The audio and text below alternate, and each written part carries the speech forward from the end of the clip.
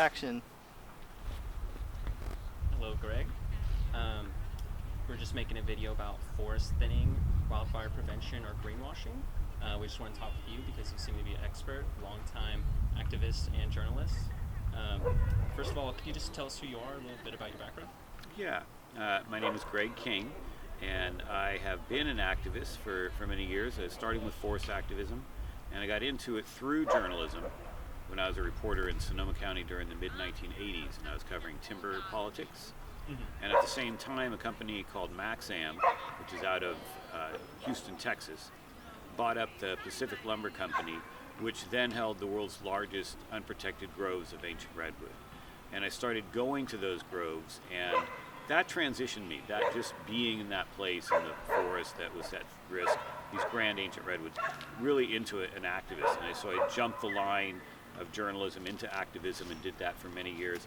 And since then I've been doing kind of both. I run a land trust today, and I do a lot of writing, a lot of publishing.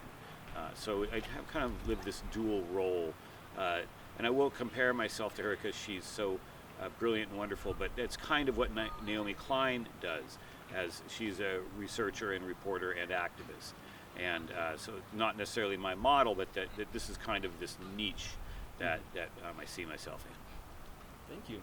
I wanted to ask you, I've done a lot of research on what you have done. You've talked about how, I believe it was Save the Redwood League kind of started off as like, I guess, a bit of greenwashing. One of the people like founded it, formed it, they're like from the lumber industry, I believe. I wanted to ask, is there any sort of forms of greenwashing that this still like goes through today, or like is the California Department of Forestry and I believe wildfire, are they like still in, I don't want to say collusion, but like working with timber lumber companies? Yeah, the greenwashing today exists fairly widespread fashion across the world, and it is the term itself is a modern invention, but really it evolved from the early 20th century with the growth of an industry called public relations. And public relations, as we know it, it can often be a means of obfuscating, and kind of covering up the actual effects of business practices.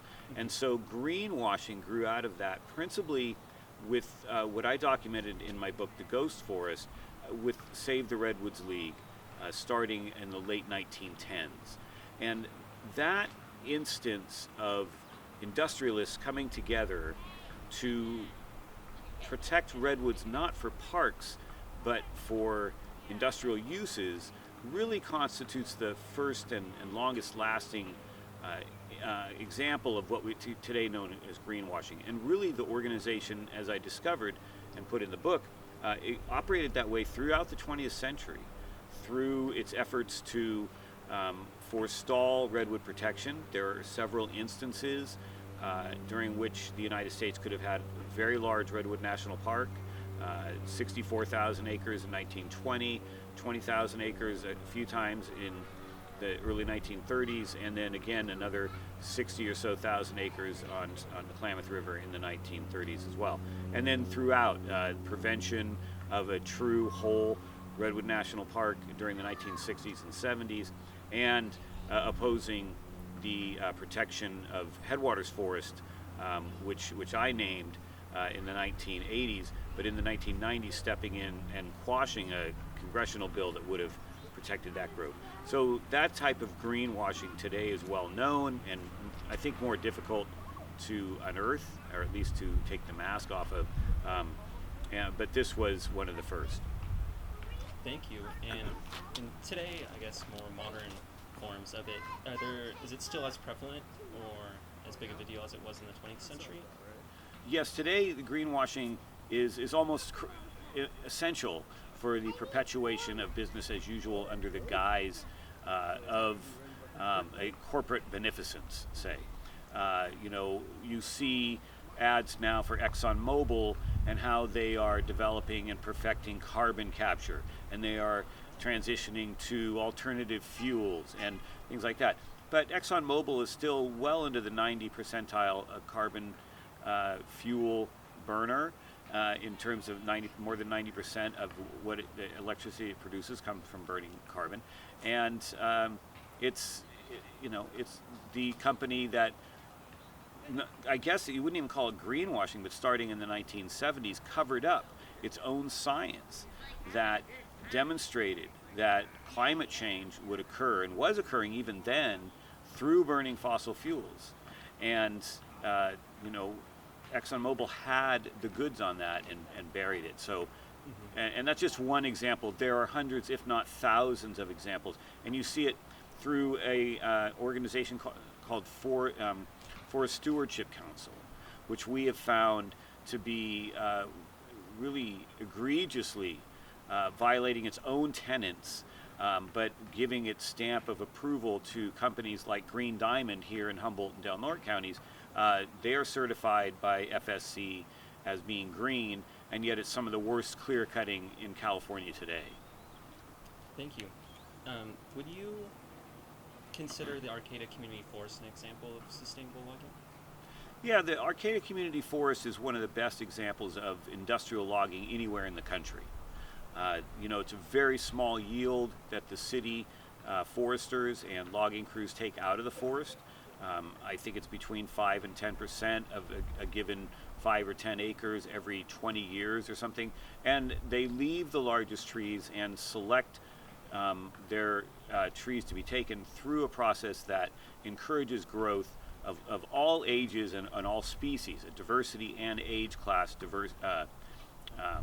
characteristics in the forest that are essential, that make up the eventually old growth forest characteristics that this forest here is becoming. So really, I laud the city of Arcata for taking care of the forest and the water that runs through it into these potentially salmonid streams. We know that salmon is an old growth dependent species, and the way that the city has structured the project is to take proceeds from logging in the forest, and they have bought habitat lands elsewhere on Jacoby Creek and also at the bay, and restored the bay lands and the marsh, the salt marsh there, such that coho salmon will benefit. So it's really a great program that really should be emulated by all the redwood loggers in the state, and is not. That's great. You answered my next question. I was going to ask if other people or places should emulate what Arcata has done. I will say that Redwood Forest Foundation, which owns 50,000 acres down in Mendocino County, is doing a pretty good job of trying to restore a very hard cut set of redwood watersheds and bring them back to some sort of old growth characteristics. They exist through carbon credit. That's where the funding comes from, and there's some real problems with that. Yeah. But so the jury is kind of out, but I really appreciate the effort that's being taken there. Thank you. What would you describe as sustainable forestry? That's a really good question. What is sustainable forestry? It's different anywhere you look because no two forests are the same. So if you go to the Sierra Nevada and some of the very dry forests of the foothills, especially forests that have already been logged, what's sustainable there might be much different than what is sustainable in the redwoods. And so for an example, my organization, Siskiyou Land Conservancy, we protect 148 acres on the Smith River up in Del Norte County. And that forest that had originally stood there was clear cut in the 1950s and 60s. And so that's not sustainable, the clear cutting like that. And then it came back very thick in regenerative Douglas fir. And so we have been thinning that and leaving the logs to lie to become soil. And so eventually the landowner would like to return that land to sustainable forestry. And what that is in terms of sustainable will be much different than what it is here, not very far away geographically, in the Arcata Community Forest, because it's a little bit drier, mostly Douglas fir dominant species, whereas here it's redwood. So it really differs everywhere, but really sustainability to me means operating in such a way that the original characteristics of the forest before it was ever logged, and that's very rare to find a forest like that in California, that is the goal, to to take wood products out, but with an eye toward restoring the forest to its original grandeur. Thank you. Yeah, in researching what is, exactly sustainability when it comes to logging the redwood forest, it's pretty much what you have described is just logging but in a way to kind of promote the regeneration of the forest. Do you know, sorry, 1 second. I believe that's all the questions I had. Zach, was there any you'd like to ask from me? Yeah, one of our questions was about forest thinning, like as a sustainable practice. Like, do you agree that it is, or is the jury still out on that? Right. Well, that's a really good question, because yes, the jury is out on some of the forest thinning that's going on because it is relatively new, thinning for forest health. And so there is a program to thin in the redwoods called Redwoods Rising. That is a program of Redwood National Park and Save the Redwoods League and a couple other partners. And the idea is to go in and take some smaller trees and allow the bigger trees to grow more quickly, or allow the other trees to grow into big trees more quickly. And so that is a highly controversial project because there's heavy equipment being used, and it's in protected areas, so-called protected areas. And there is a professor at San Jose State University named Will Russell who wrote a paper just a few years ago for a journal called Madronio that calls into question the efficacy of that thinning, the Redwoods Rising thinning, because the heavy equipment usage and the ability for invasive species to move in after the area is thinned, he said, is damaging to the forest. And also, redwoods don't need to be thinned as much as other species do. So, for instance, we thinned that forest on the Smith River because it was not regenerating itself over the 60 years it had grown there. The trees were very small and were blocking out all the light, so there were very few plants. And the redwoods don't operate like that. They grow from root sprouts, they grow very thick, they self-thin, and really you don't need to do much to a redwood forest.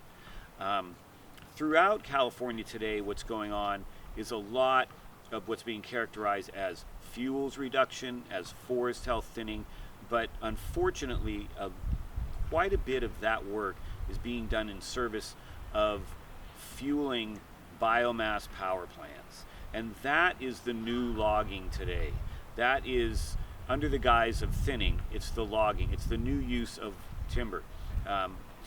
Forest practices today in